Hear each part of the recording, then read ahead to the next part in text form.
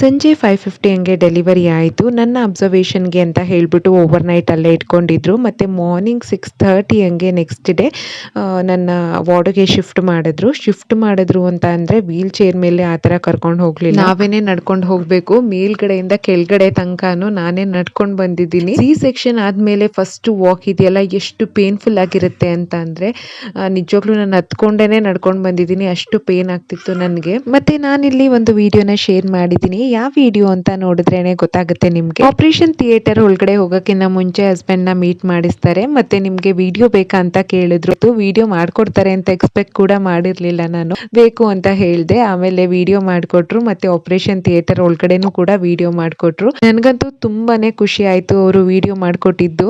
Life long memories ಇರುತ್ತೆ ಇದು ಅಂತ ಹೇಳಿ. ಮತ್ತೆ ವಿಡಿಯೋ ಮಾಡಿ ವಿಡಿಯೋ ಎಡಿಟ್ ಕೂಡ ಅವರೇ ಮಾಡಿಕೊಟ್ರು, ಸಾಂಗ್ ಎಲ್ಲ ಹಾಕಿ.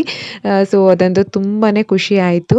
ಮತ್ತು ಆಪರೇಷನ್ ಥಿಯೇಟರ್ ಒಳಗಡೆ ಹೋಗ್ತಿದ್ದಾಗೇನೆ ನಿಮಗೆ ಯಾವ ದೇವ್ರು ಇಷ್ಟ ಅಂತ ಕೇಳಿದ್ರು. ನಾನು ಆಂಜನೇಯ ಸ್ವಾಮಿ ಅಂತ ಹೇಳಿದಾಗ ಆ ದೇವ್ರದ್ದು ಸಾಂಗ್ಸ್ ಪ್ಲೇ ಮಾಡಿದ್ರು. ತುಂಬಾನೇ ಕಂಫರ್ಟಬಲ್ ಆಗಿ ಫೀಲ್ ಮಾಡಿಸ್ತಾರೆ. ಆಮೇಲೆ ಆಪರೇಷನ್ ಶುರು ಮಾಡ್ತಾರೆ. ಸೊ ಅದು ನನಗೆ ತುಂಬಾ ಇಷ್ಟ ಆಯಿತು. ಮತ್ತೆ ಇದು ನೆಕ್ಸ್ಟ್ ಡೇ ಮೂನು ಆಟ ಆಡಿಸ್ತಾ ಇದ್ಲು ಪಾಪುನ. ಅಮ್ಮ ಕೈ ಮುಡ್ತೀನಿ ಕಾಲು ಮುಡ್ತೀನಿ ಅಂತ ಹೇಳ್ತಾ ಇದ್ಲು.